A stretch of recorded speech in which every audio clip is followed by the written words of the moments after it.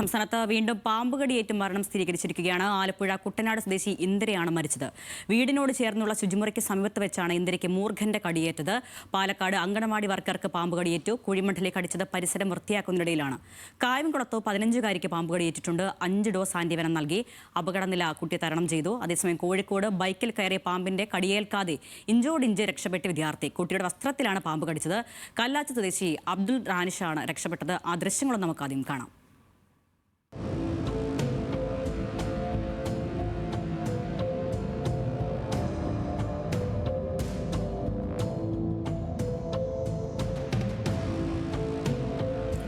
എറണാകുളം കാലടിയിൽ പെൺകുട്ടി പാമ്പുകടിയേൽക്കാതെ തലനാരിഴയ്ക്കാണ് രക്ഷപ്പെട്ടത്. ചെടിച്ചട്ടിക്കുള്ളിലായിരുന്നു പാമ്പിരുന്നത്. വിശദാംശങ്ങളുമായി സച്ചിൻ വള്ളിക്കാരുണ്ട്. സച്ചിൻ, ഈ സൂചിപ്പിച്ചതുപോലെ സംസ്ഥാനത്തുടനീളം പാമ്പുകടിയേറ്റുള്ള അപകടങ്ങൾ, മരണം അതൊക്കെ കൂടുകയാണ്. ആശങ്കയുടെ സാഹചര്യമാണ് നിലവിലുള്ളത്. സർക്കാർ എങ്ങനെയാണ് ഈ സാഹചര്യത്തെ നേരിടാൻ തീരുമാനിച്ചിരിക്കുന്നത്? കഴിഞ്ഞ ദിവസം അടക്കം ആരോഗ്യമന്ത്രിയടക്കം യോഗം ചേർന്ന് കാര്യങ്ങൾ വിലയിരുത്തിയല്ലോ. എന്തൊക്കെയാണ് ഈ പുതിയ നിർദ്ദേശങ്ങൾ? എങ്ങനെ ജനങ്ങൾ ഈ സാഹചര്യത്തെ നേരിടും?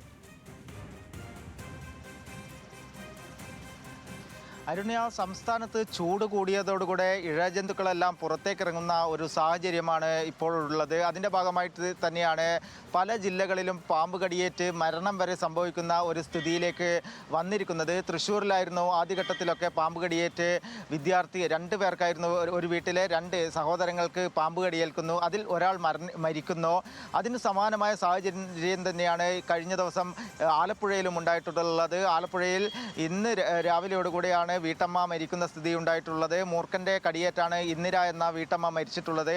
പാലക്കാട് ജില്ലയിലും സമാനമായ ഒരു സാഹചര്യം ഉണ്ടായിരുന്നു. പാലക്കാട് അങ്കണവാടി ടീച്ചർക്ക്, അങ്കണവാടി വർക്കർക്ക് പാമ്പിന്റെ കടിയേറ്റു. പ്രധാനമായും അങ്കണവാടി പരിസരം ശുചീകരിക്കുന്നതിനിടയിലാണ് ഇന്ന് രാവിലെ 11 മണിയോടുകൂടെ വിശാല എന്ന വീട്ടമ്മക്ക് പരിക്കേൽക്കുന്നത്.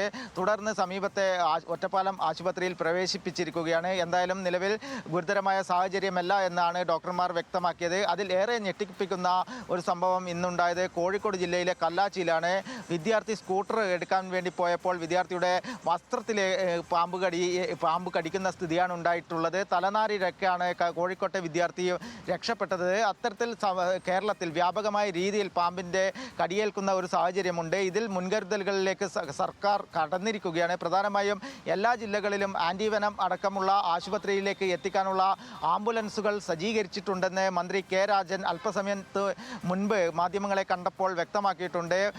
എല്ലാ ആശുപത്രികളിലും, അതായത് സർക്കാർ ആശുപത്രികളിലടക്കം പാമ്പിൻ്റെ കടിയേറ്റ് എത്തുന്നവരെ ചികിത്സിക്കാൻ വേണ്ടി പൂർണ്ണമായ സജ്ജീകരണങ്ങൾ ഒരുക്കിയിട്ടുണ്ട്. കഴിഞ്ഞ ദിവസങ്ങളിലടക്കം തിരുവനന്തപുരത്തെ ചികിത്സാ പിഴവടക്കം, അതായത് പാമ്പിൻ്റെ കടിയേറ്റ വിദ്യാർത്ഥി മരിക്കാനുണ്ടായ സാഹചര്യം ഇത്തരത്തിൽ ഡോക്ടർമാരുടെ ഭാഗത്തു നിന്നും വന്ന വീഴ്ചയാണെന്ന് ആരോപിച്ച് വലിയ രീതിയിലുള്ള പ്രതിഷേധങ്ങളെല്ലാം ഉണ്ടായിരുന്നു. അതിൽ ചില ഡോക്ടർമാർക്ക് വീഴ്ച പറ്റിയതായും കണ്ടെത്തിയിട്ടുണ്ട്. അതിൻ്റെയൊക്കെ ഒരു സാഹചര്യത്തിൽ കൂടിയാണ് സംസ്ഥാനത്തെ എല്ലാ ജില്ലകളിലും ആൻറ്റിവെനം അടക്കമുള്ള ചികിത്സ ഉറപ്പാക്കണമെന്ന കാര്യം ആശുപത്രികൾക്ക് നിർദ്ദേശം നൽകിയിട്ടുണ്ട്.